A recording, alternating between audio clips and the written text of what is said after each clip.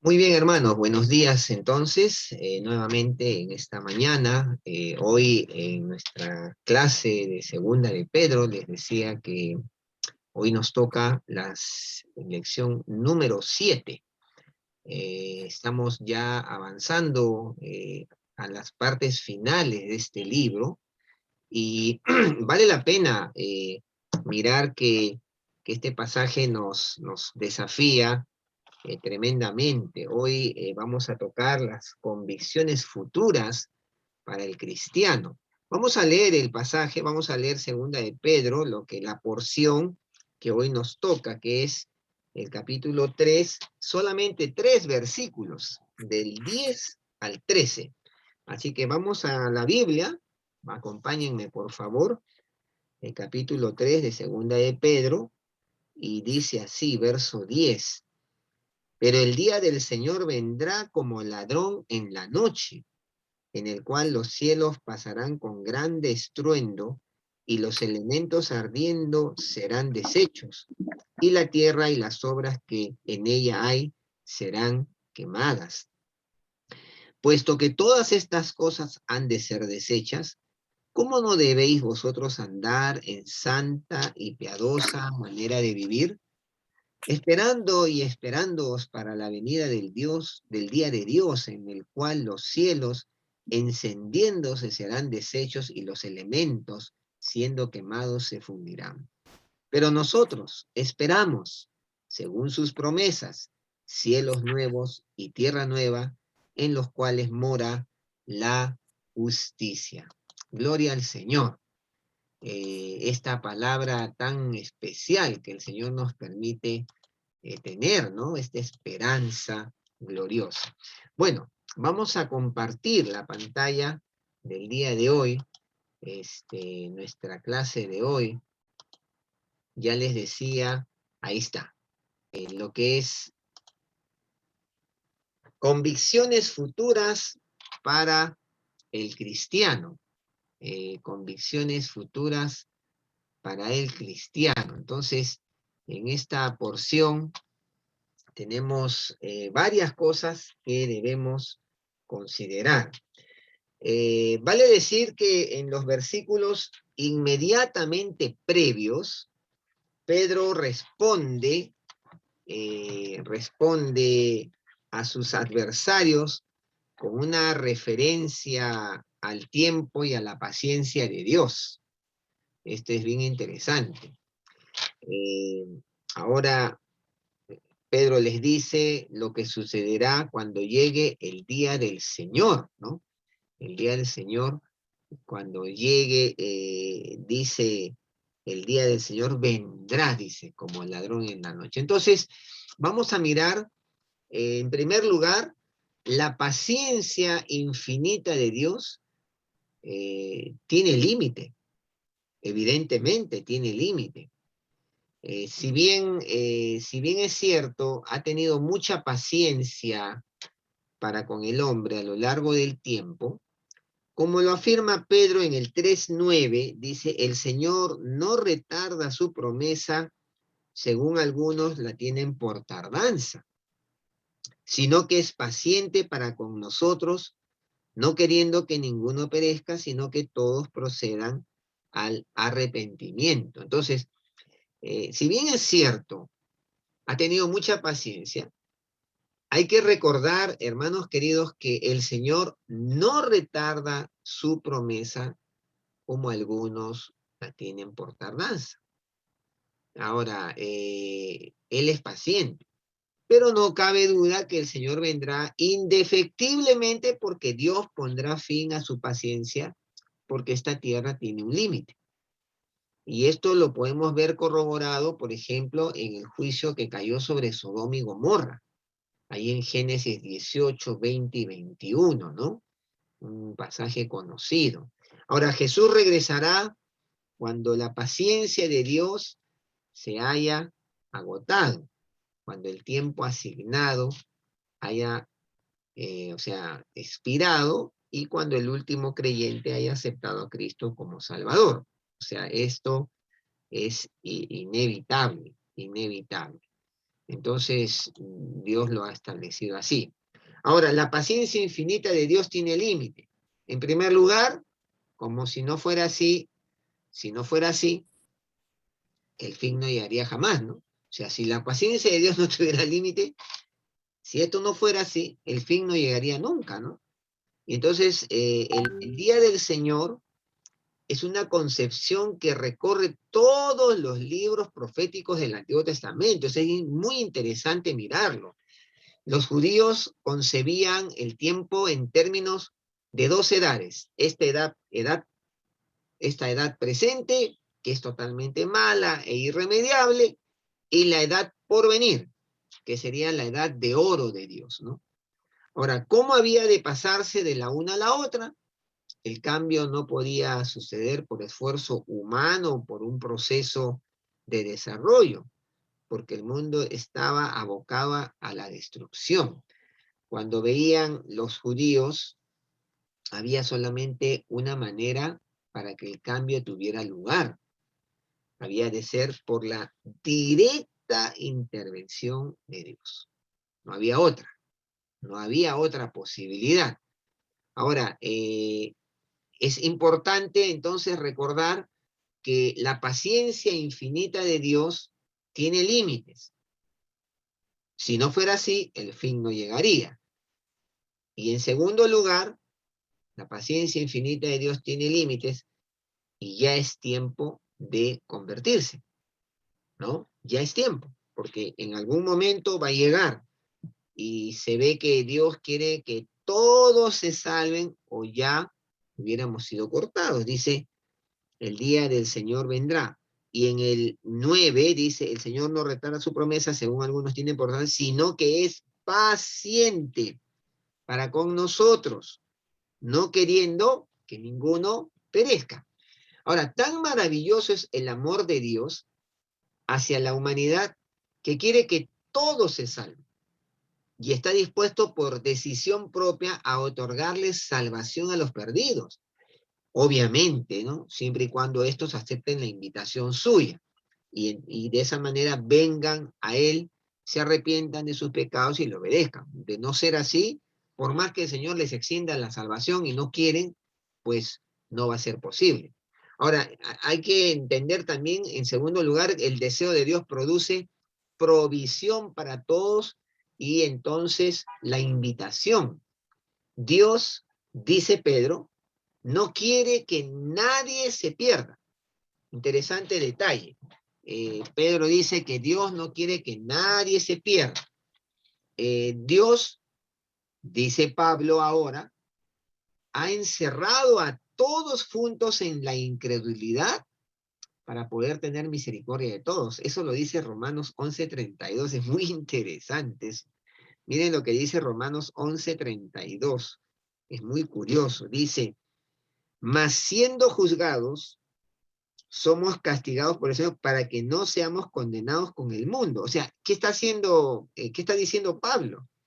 Que Dios ha juntado, ha encerrado a todos en incredulidad con la intención de salvarlo. Mas siendo juzgados, somos castigados por el Señor para que no seamos condenados con el mundo. Es una forma de decir, Dios está interesado en el hombre. También le dice a Timoteo en una frase estupenda que Dios quiere que todos los hombres se arrepientan. 1 Timoteo 2:4, ¿no? O sea, Él quiere que todos los hombres procedan al arrepentimiento. Es el deseo de Dios y produce la provisión para que todos sean invitados. Es también interesante que Ezequiel oye preguntar a Dios, ¿acaso quiero yo la muerte del impío? Y no más bien que se vuelva de su camino y viva, Ezequiel 18:23, ¿no? Dios, ¿no? Diciendo, ¿acaso yo quiero la muerte del impío? A veces uno puede pensar que Dios está interesado en que el impío muere y sea castigado. Eso no es cierto, hermanos. A Dios le duele que el hombre vaya a la condenación. Si no, no hubiera enviado a Cristo. no hubiera hecho nada para que el hombre salga de ese estado de condenación. Y él, Ezequiel, escucha preguntar a Dios, ¿no? Miren ustedes, Ezequiel 18:23 es muy, muy interesante. Dice 18:23, ¿quiero yo la muerte del impío? Dice Jehová el Señor. ¿No vivirá si se apartare de sus caminos? Curioso, ¿no? ¿Quiero yo acaso la muerte del impío? ¿No vivirá si se apartare de sus caminos?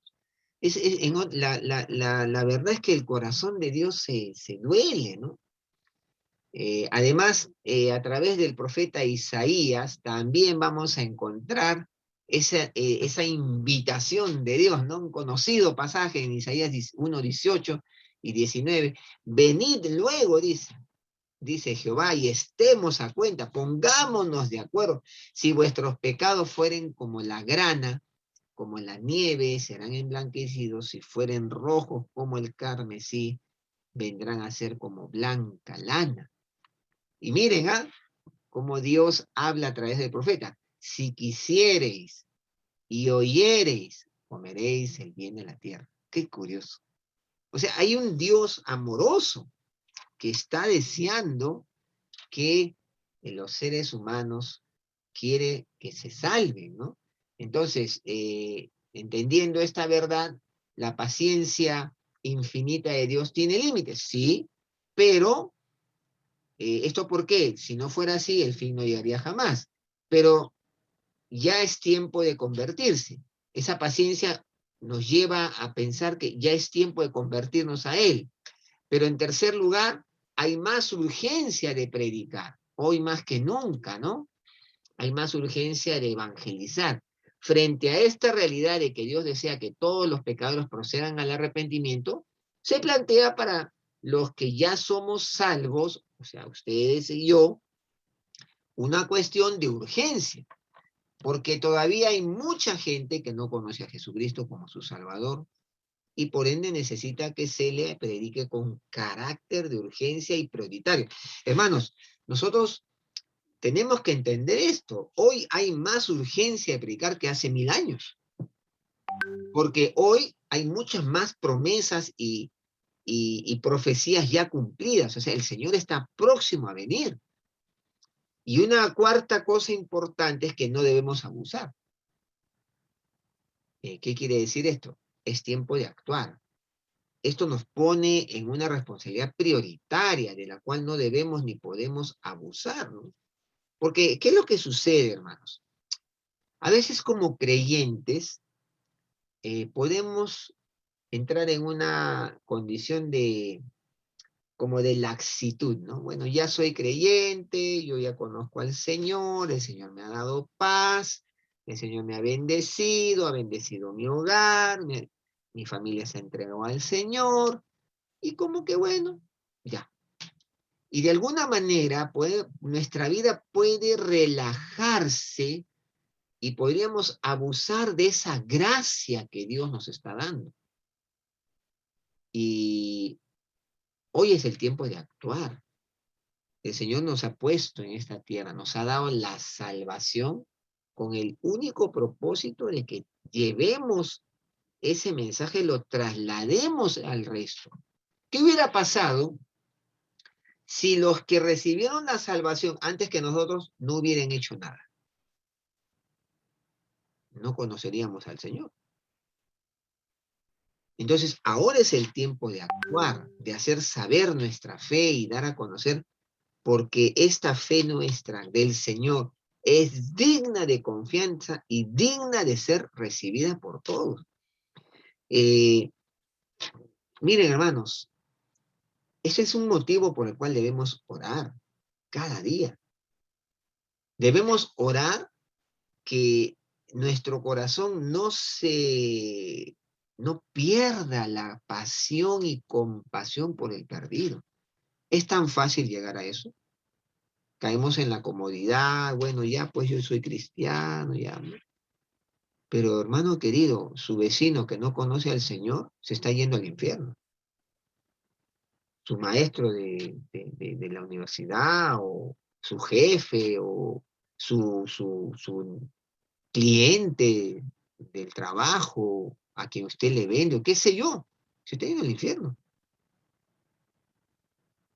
Y yo creo, hermanos queridos, es mi oración para mí mismo. Señor, líbrame de ser indolente al que se está yendo al infierno. Líbrame de que mi corazón se endurezca y sea indolente el dolor que está alrededor mío. Porque, hermanos, la gente se muere y se va a la eternidad sin Cristo. ¿Dónde se va? Se va al infierno.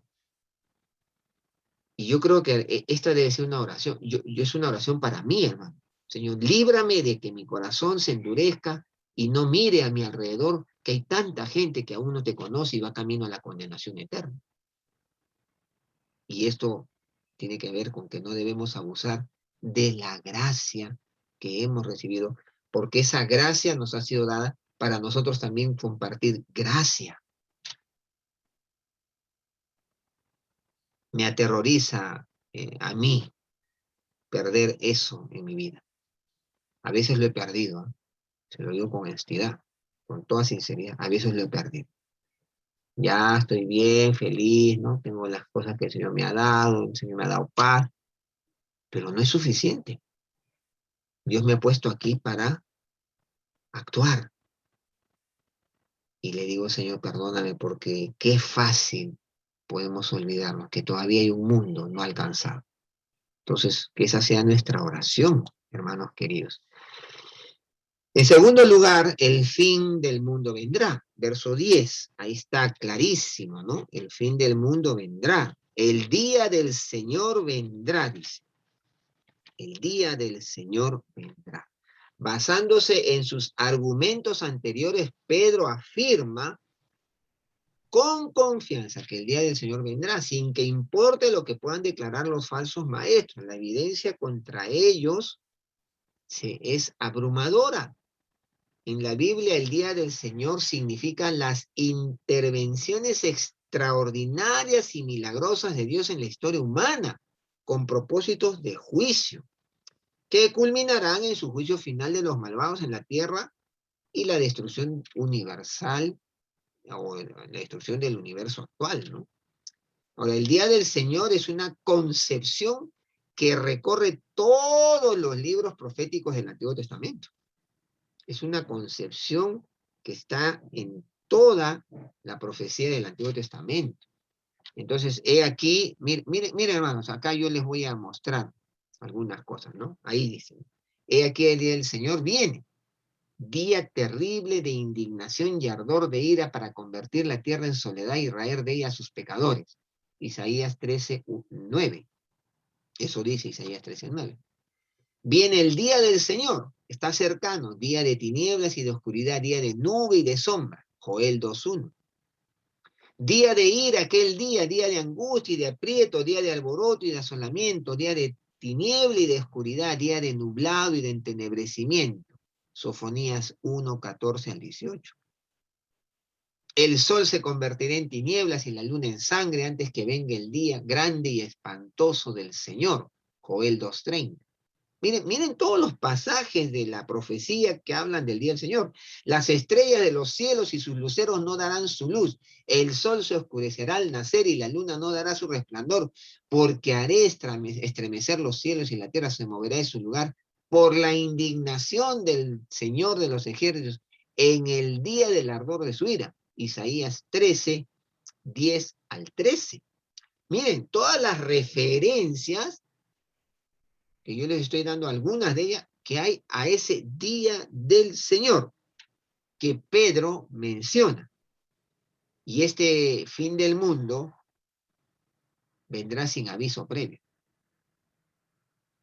El ladrón calcula venir cuando no es esperado, ¿no? No hay ladrones que vengan cuando todos están esperando ahí con resguardo y ametralladora y alarmas. No, el ladrón llega cuando nadie lo espera. Y en una actitud que contrasta con la paciencia de Dios con el pecador, Pedro enfatiza ahora que el día del Señor llegará como un ladrón. Miren, ¿no? Dice, pero el día del Señor vendrá como ladrón en la noche. ¿no? Y si nosotros comparamos el verso 12, esperando y apresurándoos para la venida del día de Dios. Ok, entonces, esto tenemos que tener en cuenta. Tenemos que esperar y apresurarnos, porque viene el Señor. Ahora, este es un hecho indiscutible enseñado también por el apóstol Pablo, ¿no? El apóstol Pablo, en respuesta a una pregunta acerca del regreso del Señor, Pablo escribe en 1 Tesalonicenses 5:12, esta es la versión NBI: ustedes saben muy bien que el día del Señor llegará como ladrón en la noche. Eso dice 1 Tesalonicenses 5:2. En nuestra versión dice: porque vosotros sabéis perfectamente que el día del Señor vendrá así como ladrón en la noche. Ahí está. O sea, Pablo también lo va a decir. Entonces debemos entender, hermanos queridos, que la llegada de ese día se distinguirá por su carácter repentino e inesperado. Tanto Pablo como Pedro usan la metáfora del ladrón. Cuando un ladrón ataca, protegido por la oscuridad, no hay advertencia de su llegada, ¿verdad? Así, de forma parecida, Cristo llegará inesperadamente. Nadie lo esperará. Ahora, ¿qué de los creyentes? Los creyentes debemos esperar la venida del Señor, estar siempre a la expectativa. Además, el fin del mundo vendrá con destrucción masiva y catastrófica. Miren, lo que hicieron Pedro y muchos de los autores del Nuevo Testamento fue identificar las imágenes del día del Señor del Antiguo Testamento con la concepción de la segunda venida de Jesucristo del Nuevo Testamento. O sea, ellos identificaron las imágenes del día del Señor que están escritas en el Antiguo Testamento con la concepción que ellos tenían de la segunda venida de Jesucristo, del Nuevo Testamento. Todo lo que el Señor Jesús les habló sobre la segunda venida. El cuadro de la segunda venida de Jesús que nos pinta aquí Pedro reproduce los colores del día del Señor del Antiguo Testamento. Vamos a mirarlo. Entonces va a venir con destrucción masiva y catastrófica. Destrucción de los cielos. Miren, usando una palabra, ahí dice: pero el día del Señor vendrá como la noche en la cual los cielos pasarán con grande estruendo. Aquí traducido estruendo, que en el original imita el sonido relacionado con gran ruido. Pedro declara que los cielos desaparecerán con un estruendo. O sea, los cielos atmosféricos desaparecerán tal como Juan describe los sucesos del día final. Cuando dice ahí en Apocalipsis: el firmamento desaparecerá como un pergamino que se enrolla. ¿Se imaginan ustedes eso, hermano? Que el firmamento de pronto se enrolla. Ahora, mientras los cielos desaparezcan, se oirá un sonido crepitante como el de llamas rugiente, ¿no? Como cuando usted pone una fogata y mete algo y empieza a sonar, ¿no? Eso. En ese día futuro, el ruido de los átomos del universo desintegrándose será ensordecedor. Diferente a cualquier cosa que los mortales hayan oído alguna vez. Sí, hermanos. Y entonces aquí Pedro está graficando: los cielos pasarán con gran estruendo y los elementos ardiendo serán deshechos. Bueno, aquí viene otro. Habrá destrucción del planeta, ya no solamente habla de los cielos, ¿no? Del planeta, porque dice: los cielos pasarán con gran estruendo y los elementos ardientes. Bueno, ¿cuáles son los elementos que serán destruidos por el fuego? Bueno, los elementos, dice, ¿no? Elementos, ¿qué será eso? Dice: y los elementos ardiendo. Elementos viene del griego de estoicheia. Aparentemente se refiere a los bloques materiales de los edificios o las cosas físicas que hay en el mundo, es decir, los átomos, las moléculas, las masas grandes que son la base de las cosas grandes, todas estas cosas serán destruidos por el fuego, los cuales apunta a la tierra, al agua y al aire, de los cuales solamente la primera es mencionada explícitamente, siendo el último incluido en la expresión los cielos. Entonces, todos estos elementos apuntan a la tierra, el agua, el aire.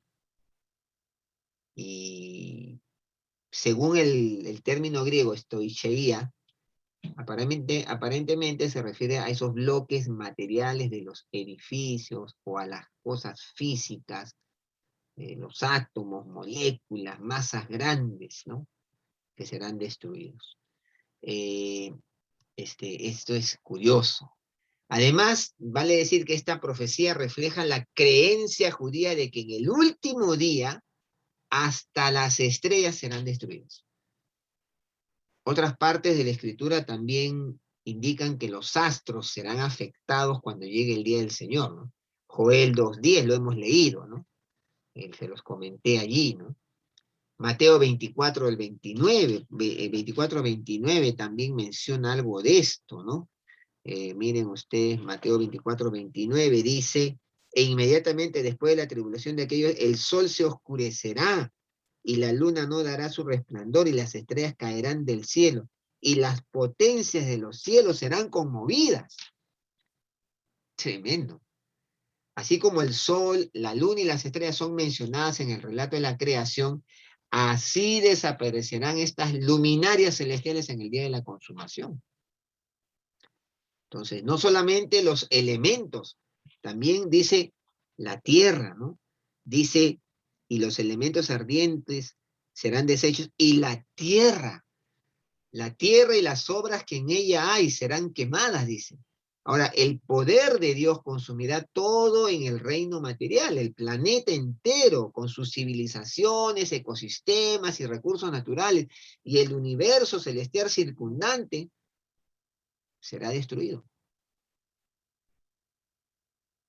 Sin embargo, en medio de esa angustiosa destrucción, el Señor protegerá a su rebaño.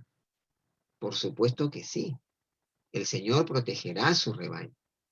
Y esto es interesante, ¿no? Lo que está graficando Pedro aquí. Ahora, vale decir que en la actualidad los burladores y los falsos maestros podrían mofarse de todo esto. Sus comentarios despectivos y sus ofensas descaradas solo tienen corta vida.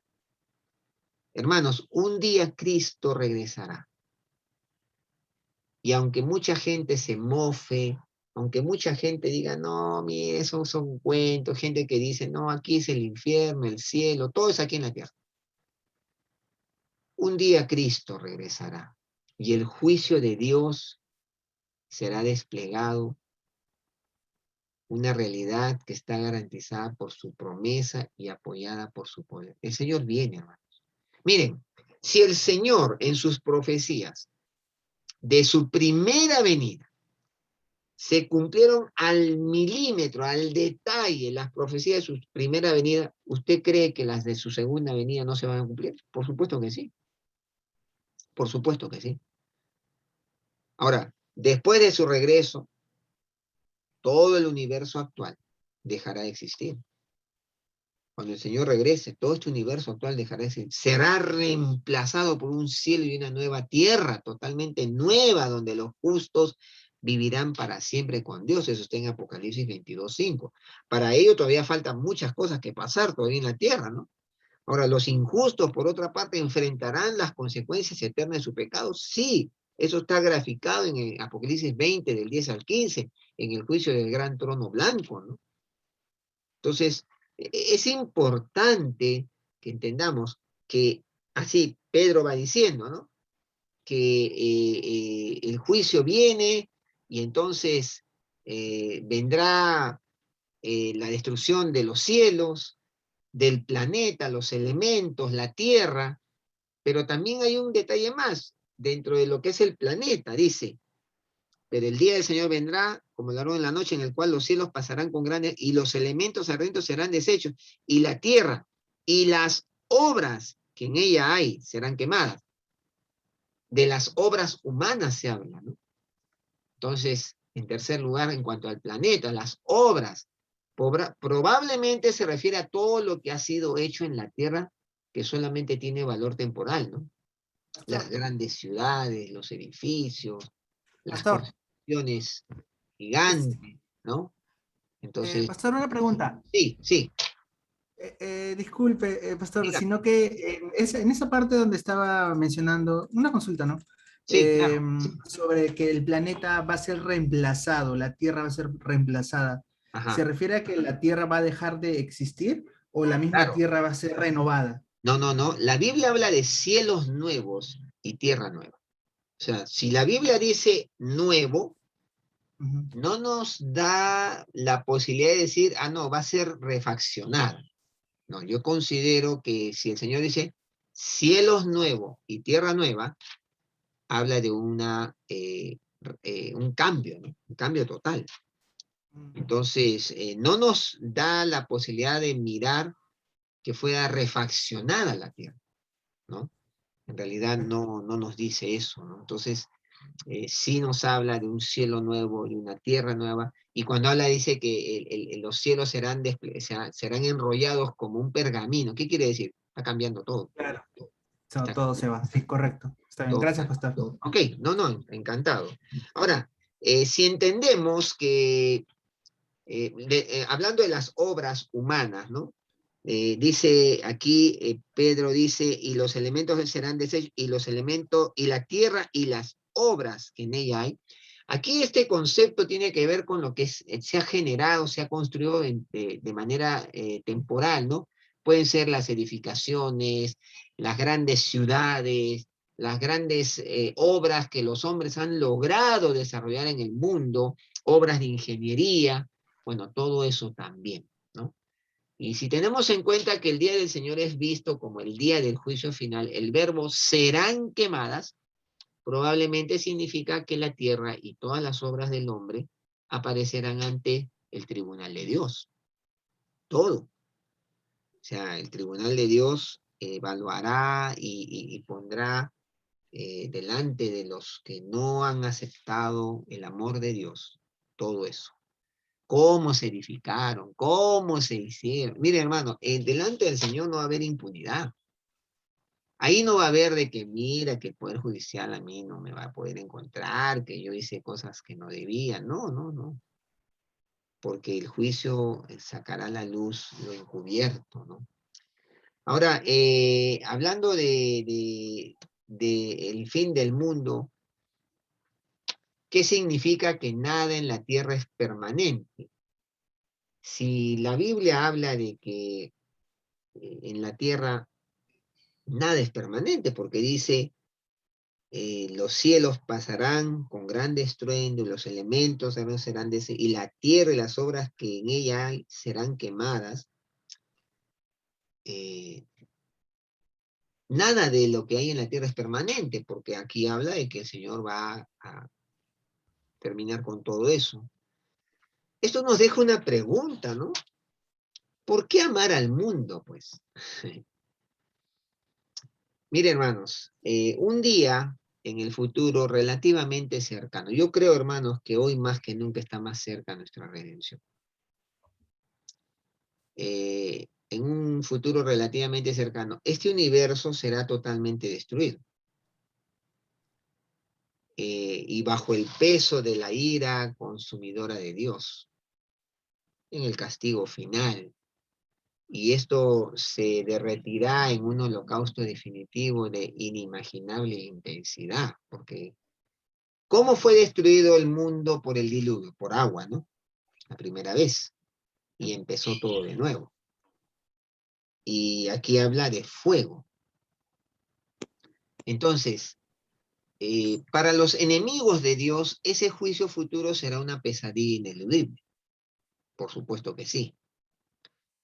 Y acá permítanme decir algo. Mucha gente dice, no, ¿cómo Dios va a hacer eso? Si Dios es un Dios de amor, si Dios es un Dios de misericordia.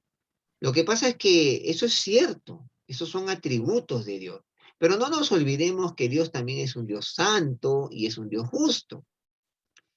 Yo conversaba hace unos días con un médico y él me decía, no, eso no va a pasar porque Dios no puede ser que destruya su creación, ¿no? De ninguna manera.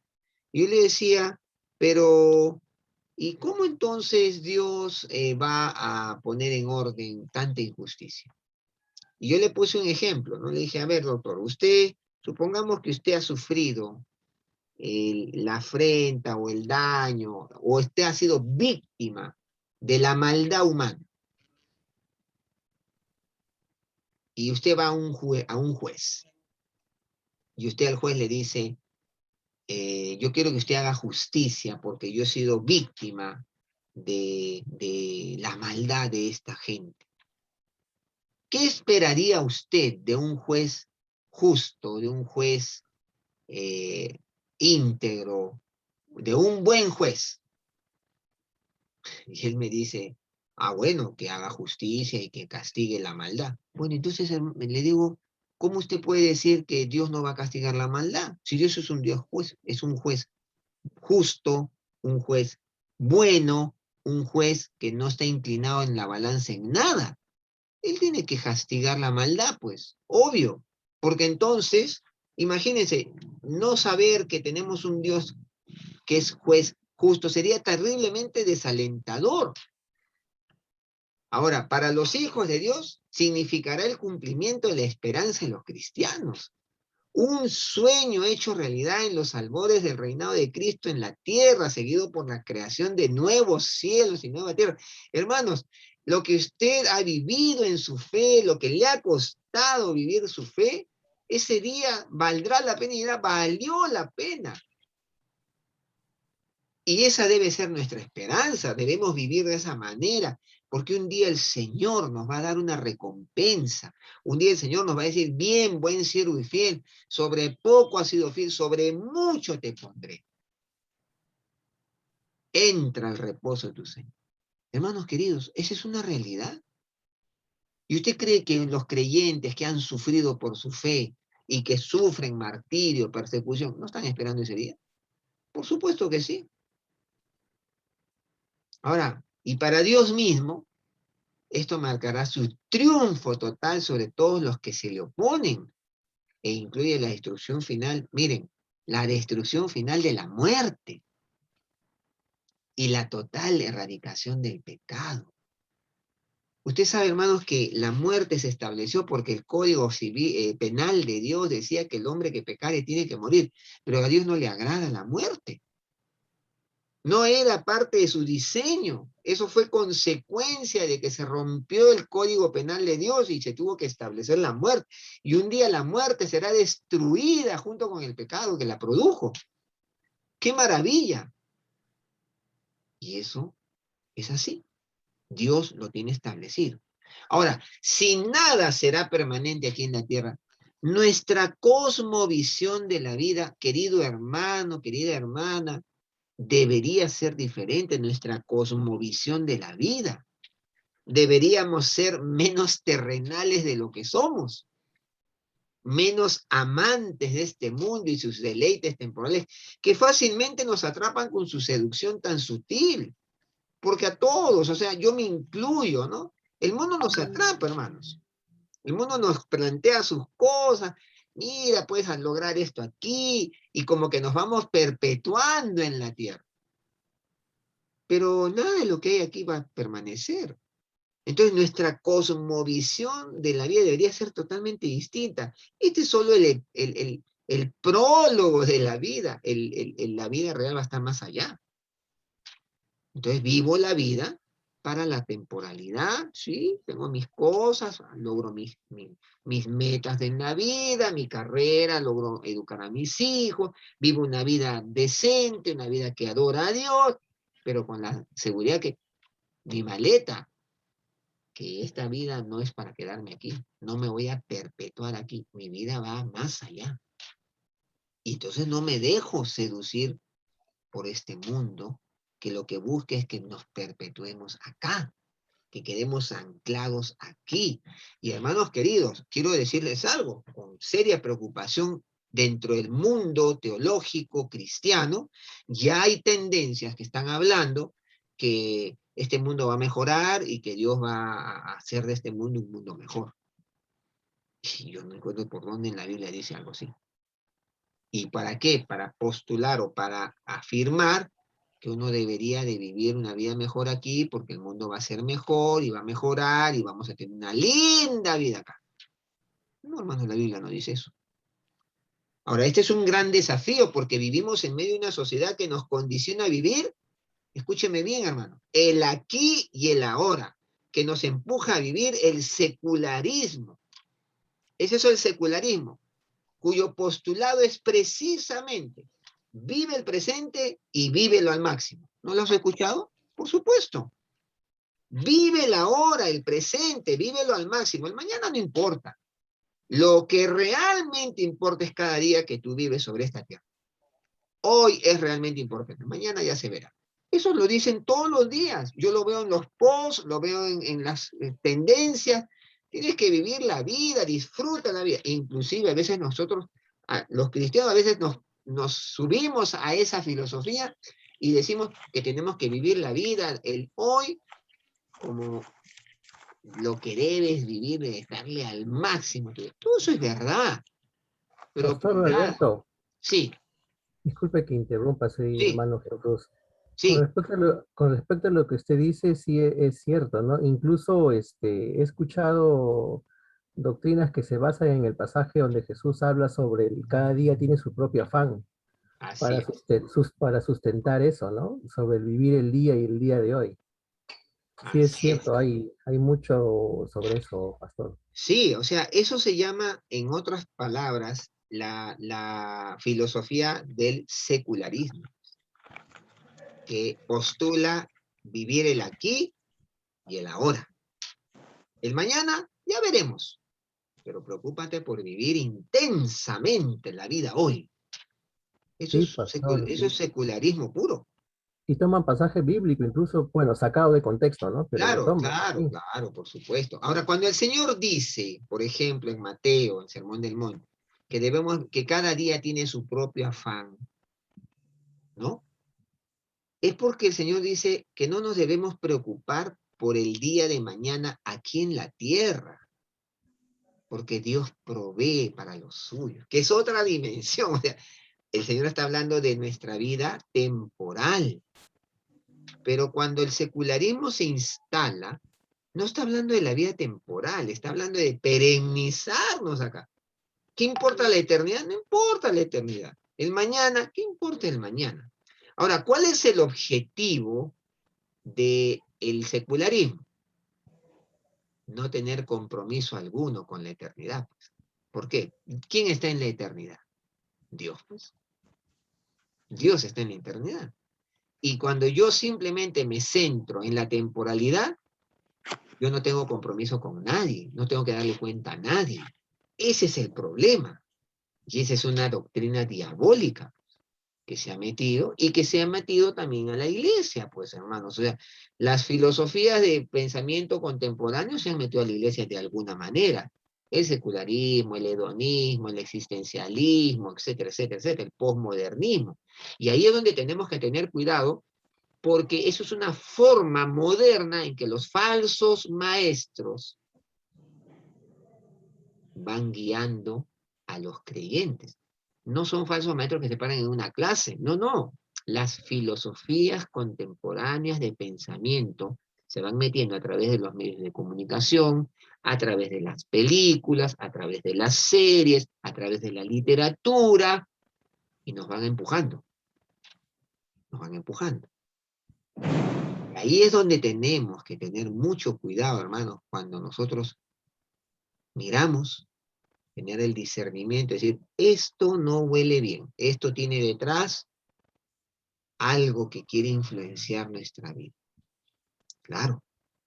Ahora, debemos recordar que el apóstol Juan dice en su primera carta, en el capítulo 2, verso 17, ustedes lo saben, ¿qué dice Juan? El mundo pasa y sus deseos, pero el que hace la voluntad de Dios permanece para siempre, ¿no es cierto? Pasaje conocido.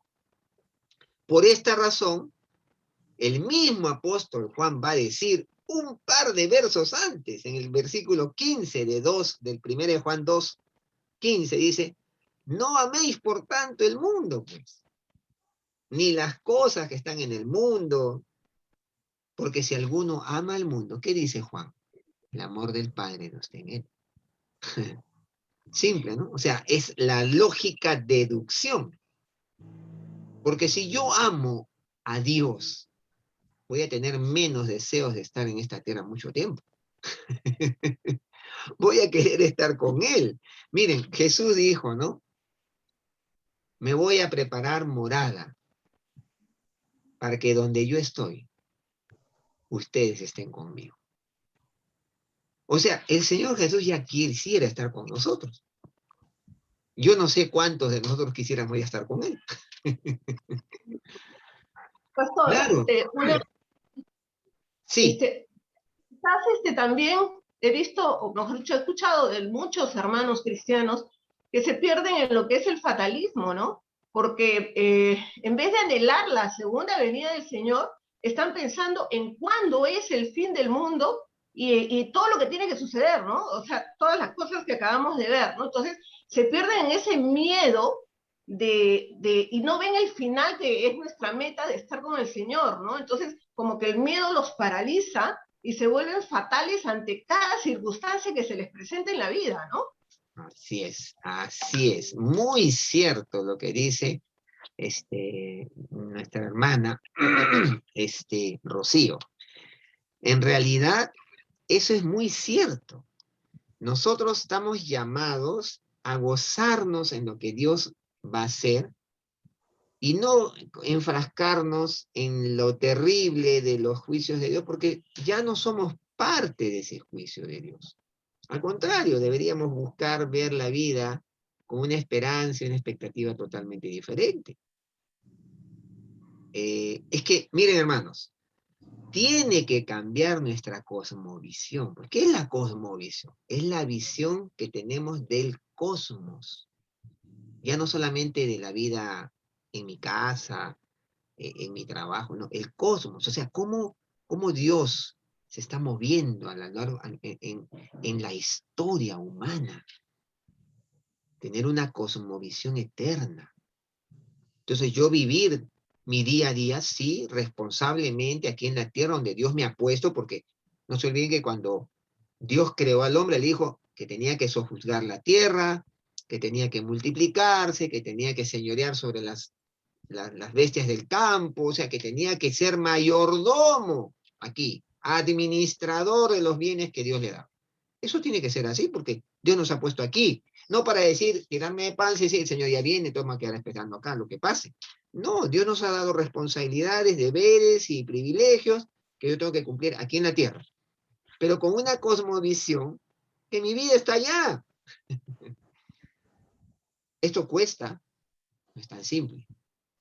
Atesorarlo, aprenderlo, vivirlo, no es tan simple. Hay que vivirlo, hay que atesorarlo, hay que aprenderlo. Entonces la vida va a cambiar. Porque todo lo que yo haga va a ser para sembrar para la eternidad.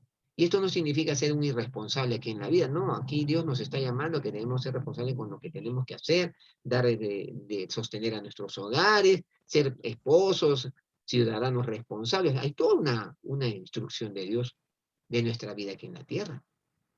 Pero debemos amar la eternidad, pues. La eternidad, porque ahí está nuestra casa permanente. Esto no, esto es temporal nomás. Ahora, en vista de todo esto, los creyentes deben esperar con anhelante expectación el retorno del Señor Jesús. Y hermanos queridos, esta espera debe evidenciarse en su estilo de vida. Su estilo de vida. Y esto nos lleva a un tercer aspecto, a un tercer punto de nuestra clase de hoy, que tiene que ver con nuestra conducta requiere ajustes. Y en este último segmento contiene la exhortación que Pedro hace a sus lectores para que reaccionen correctamente ante el regreso del Señor. Lo que decía nuestra hermana Rocío. Tenemos que tener una correcta reacción ante el regreso del Señor y el juicio final. Después de todo, la conducta diaria de estos debe ser coherente con la esperanza que tienen. Si ustedes comparan eso con Romanos 15:13, Colosenses 1:23, Hebreos 6:11, Juan 3:3, mientras piensan en la realidad de la recompensa divina y la promesa de la gloria eterna. Entonces, vamos a mirar uno de esos pasajes. Por ejemplo, vamos a mirar Romanos 15:13. Miren lo que dice 15:13. Dice, y el Dios de esperanza os llene de todo gozo y paz en el creer, para que abundéis en esperanza por el poder del Espíritu Santo. Si nosotros nos vamos a Colosenses 1:23, nuevamente Pablo está diciendo, si en verdad permanecéis fundados y firmes en la fe y sin moveros de la esperanza del Evangelio que habéis oído, el cual se predica en toda la creación que está debajo del cielo, del cual yo, Pablo, fui hecho ministro. Hebreos 6:11. Pero deseamos que cada uno de vosotros muestre la misma solicitud hasta el fin para plena certeza de la esperanza. O sea, obviamente, la conducta diaria de nosotros como fe debe ser coherente con la esperanza que tenemos.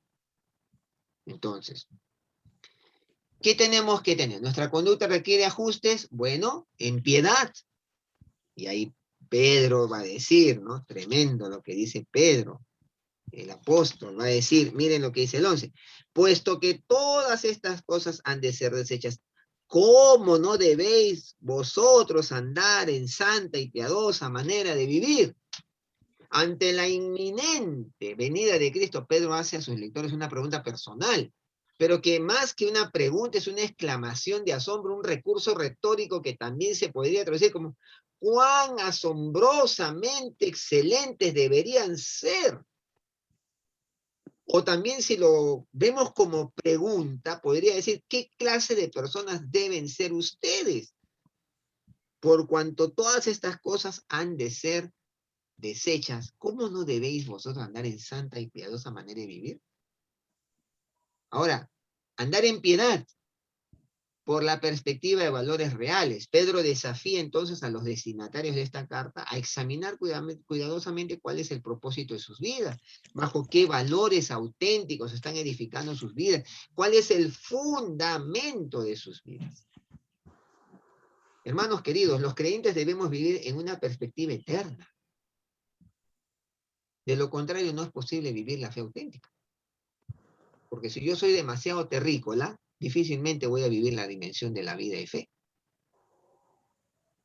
No hay nada en la naturaleza de una segunda venida, nada en la naturaleza de un objetivo hacia el que se mueve toda la creación. Entonces, la vida no se dirige a ninguna parte. Esa, de hecho, era la posición pagana, ¿no? Si no hay nada en la naturaleza de una segunda venida, ellos decían eso, no, esto no, y lo hemos escuchado acá, nosotros muchas veces decimos, no, aquí en la tierra se paga todo, acá está el cielo, el infierno, todo. Entonces, nada en la naturaleza de un objetivo hacia el que se mueve toda la creación. Si es así, entonces la vida no se dirige en ninguna parte. Y esa es una posición muy pagana, ¿no? Ahora, nuestra perspectiva de los valores reales tiene que ser clara, ¿no? Si no hay nada por lo que vivir más que la extinción, ojo, y el mundo no va a ninguna parte, puede entrar en la vida una especie de sentimiento de perdición y de pesimismo. Por supuesto. La persona deja de ser en ningún sentido un peregrino, ¿no? O sea, dejamos de ser peregrinos porque no hay pues ningún sitio al que uno pueda ir en peregrinación. ¿Y qué dice la palabra? Que nosotros somos peregrinos. Un peregrino es uno que transita temporalmente. Así que nos encontramos con un epitafio en ese sentido que dice, ¿qué hay abajo?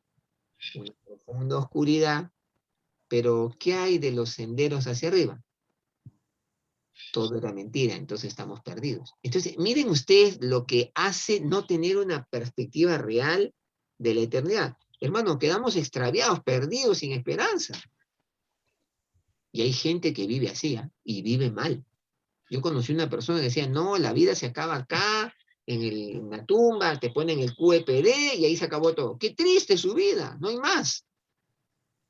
Y es una vida sin esperanza. Ahora, el verbo deben, acá dice, ¿no? Puesto que todas estas cosas han de ser desechas, ¿cómo no debéis? Ese debéis, el verbo deben, indica que pesa una obligación divina sobre los lectores.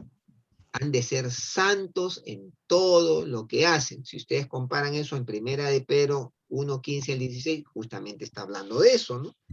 Cuando dice Primera de Pedro 1:15, sino como aquel que os llamó sed santos, es santo, sed también vosotros santos en toda vuestra manera de vivir.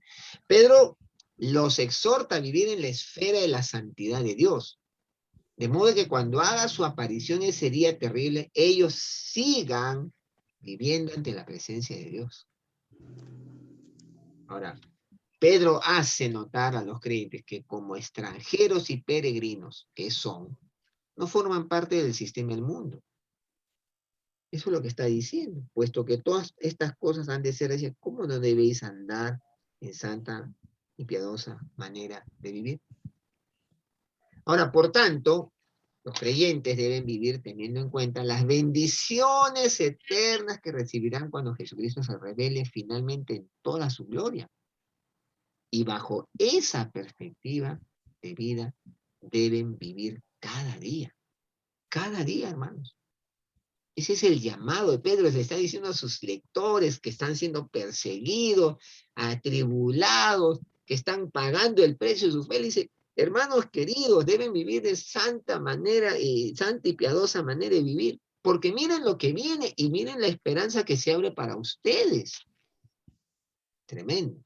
Ahora, si no hay meta, ni para el mundo, ni para la vida individual, más que la extinción, ciertas actitudes ante la vida llegan a ser casi inevitables. Estas actitudes surgen en epitafios paganos. Miren, aquí les voy a mostrar algunos epitafios. Si no hay nada por vivir, una persona puede muy bien decidir disfrutar lo más posible los placeres de este mundo. Así llegamos a un epitafio como este. Yo no era nada, no soy nada, así es que tú, que todavía estás vivo, come, bebe y pásala bien. Miren, el no tener una esperanza, el no tener más allá nada, te va a llevar a eso, ¿no? Y por eso hay gente que vive así. Yo no era nada, no soy nada, así que me la paso disfrutando la vida acá, come, bebe, pásala bien, mata tu vida bien acá, disfrútala porque mañana no hay nada. Otro epitafio pagano, si no hay nada por lo que vivir, una persona puede ser totalmente indiferente, nada importa. Gran cosa si el final de todo es la extinción, nada importa.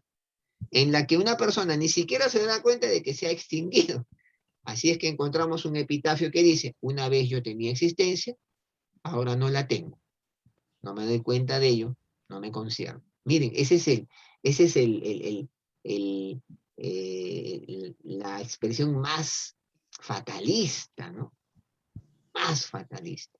No me concierne. Tuve existencia, ahora no la tengo. No me doy cuenta de nada. Qué terrible. ¿Por qué el mundo ya está desintegrándose? Ese es otro detalle importante. O sea, no solamente debe cambiar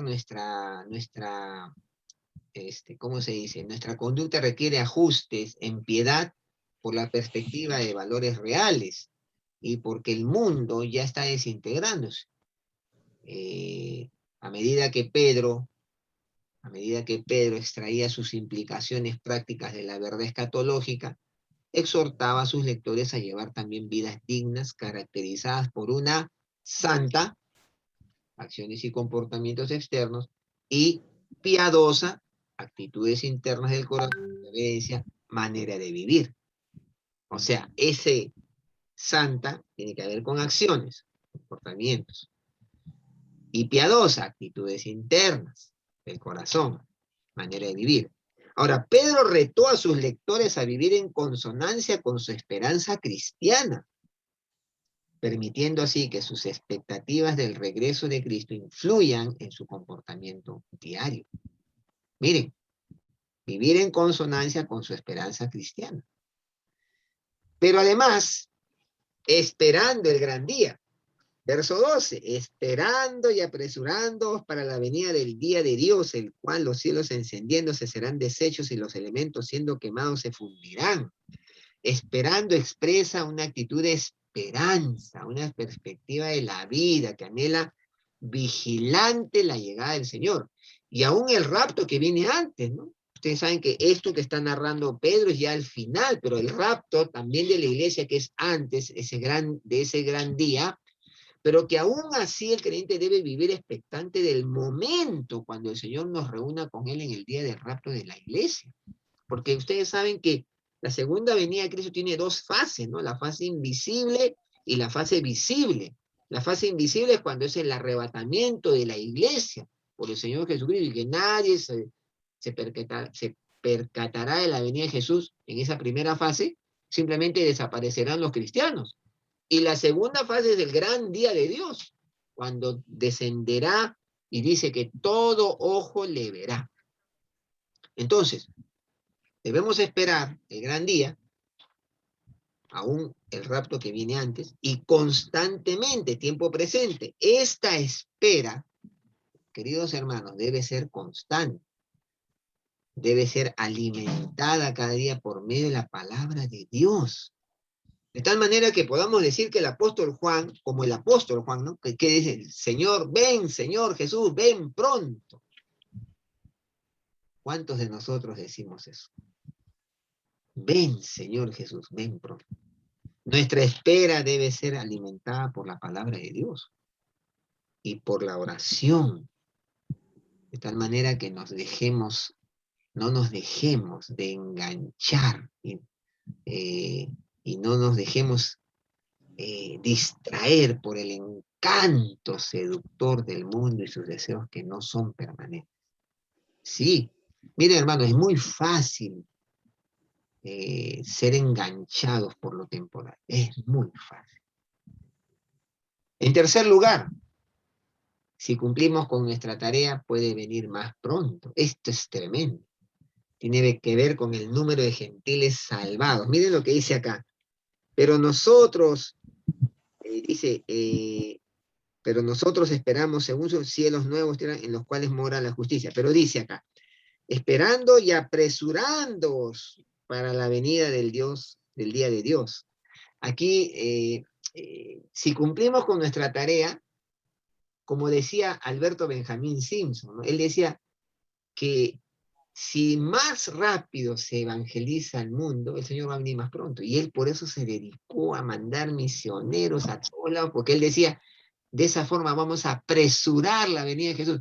Era tanto su anhelo de que el Señor venga, que hizo mucho por la obra misionera y por la predicación del Evangelio.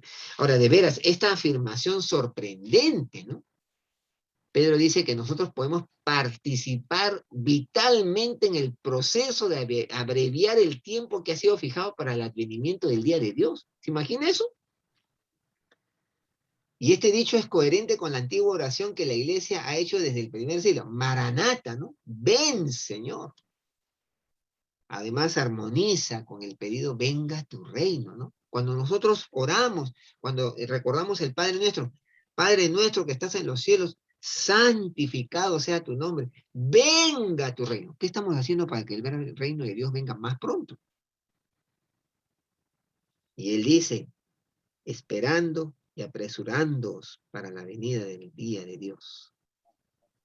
En su discurso acerca del día postrero, Jesús indica a sus seguidores que deben proclamar el evangelio a todas las naciones, y entonces vendrá el fin. En último término, Pedro exhorta a los cristianos a vivir una vida santa y piadosa para apresurar la llegada del día de Dios. Eso es lo que está diciendo Pedro. Tremendo. Entonces, y en tercer lugar, esperando la nueva creación. hemos mirado esperando el gran día de Dios y ahora esperando la nueva creación. Verso 13, pero nosotros esperamos, según sus promesas, cielos nuevos y tierra nueva en los cuales mora la justicia. Después de la destrucción final del universo llegará el día de Dios y este corrupto sistema mundial será abolido para siempre. Según sus promesas, ese nuevo día presentará cielos nuevos y tierra nueva, lo que significa que Dios creará un universo totalmente distinto, donde morará la justicia por fin. Se acabará este sistema de injusticia. Los cielos nuevos y la tierra nueva serán más que simplemente nuevos en tiempo, cronología. También serán nuevos en carácter. Reinos en los cuales mora la justicia, hermanos. Interesante, ¿no? Además, donde mora, bueno, la justicia, dice, mora kotoikeo, quiere decir establecerse y estar en casa, o instaurar residencia permanente y cómoda existencia permanente y perfecta. O sea, eso significa mora, donde mora la justicia. Entonces, en el nuevo orden de Dios, la justicia disfrutará una existencia permanente y perfecta. Eso es lo que está diciendo Pedro al usar ese término katoikeo. Ahora, para mientras, Proverbios 1:10 al 19 y Salmos 11:4 al 7, ahí vamos a encontrar que basándose en todo lo que Dios les tiene preparados, los creyentes deberían vivir en expectativa constante, estando pendientes siempre del regreso de Cristo y viendo todo en esta vida a la luz del destino eterno que les espera. Esto es bien importante, hermanos, porque nuestra vida, ya terminando esta clase, Dios nos ha llamado a vivir nuestra vida con expectativa de eternidad. Es curioso lo que menciona justamente la palabra cuando dice, si, hijo mío, si los pecadores te quisieren engañar, no consientas. Si dijeren, ven con nosotros, pongamos acechanzas para derramar sangre, hijo mío, no andes en camino con ellos, aparta tu pie de sus veredas. Interesante, ¿no? Proverbios. Y Dios nos ha preparado una vida diferente. Y nosotros debemos vivir en expectativa constante. Ahora, ¿qué nos trae todo esto? ¿Qué conclusiones nos trae? Para un futuro mejor, nuestra conducta requiere ajustes. Si usted no es creyente todavía, ya es tiempo de entregarse a Cristo, no queda otra. Somos llamados a evangelizar ahora que hay tiempo. Lógico. Somos llamados a tener perspectiva de lo que realmente vale. Hermanos queridos, ¿cómo es nuestra perspectiva? Invirtamos tiempo y dinero en alcanzar a otros, ¿sí? Es el llamado de Dios. Aguantemos la injusticia, que no podemos controlar. La venganza pertenece al Señor. Así es. Pensemos en la santidad personal. Perdonar, en confesar mentiras, en cuidar nuestra vida íntima. Procuremos con diligencia ser hallados irreprensibles delante de Él. Que el Señor nos bendiga, hermanos. El Señor nos bendiga, tremendo desafío. ¿Cómo estamos esperando su venida? ¿De manera pesimista, asustados? ¿O estamos considerando que tenemos responsabilidades que cumplir aquí, como evangelizar, vivir santa y piadosa manera, esperando la venida del Señor con responsabilidad? Que Dios nos ayude. Vamos a orar, vamos a orar. Señor, te damos gracias por esta palabra tuya. Podríamos pasar mucho tiempo meditando en ella. Pero gracias porque esta palabra tú la has dejado para nosotros. Cómo en tan pocos versos podemos sacar tanta enseñanza, Señor. Tu siervo, el apóstol Pedro, advirtiéndonos, haciéndonos ver que tú vendrás un día, que este sistema terminará, que la injusticia será ahuyentada y que para siempre tú te mostrarás como ese Rey santo, justo, eterno, que dará su recompensa a los suyos, Señor. Que nosotros podamos vivir en la dimensión de cumplir con nuestra misión, de predicar el Evangelio, de no quedarnos con lo que hemos logrado, sino mirar alrededor y ser fieles al encargo, porque así como otros lo fueron y hoy nosotros te conocimos, y sigamos haciendo la tarea para la cual nos llamaste. Bendice a mis hermanos, Señor, y síguenos llenando de tu gracia, de tu misericordia. Te lo pedimos, Señor, en el nombre de Cristo Jesús, el Señor. Amén. Amén.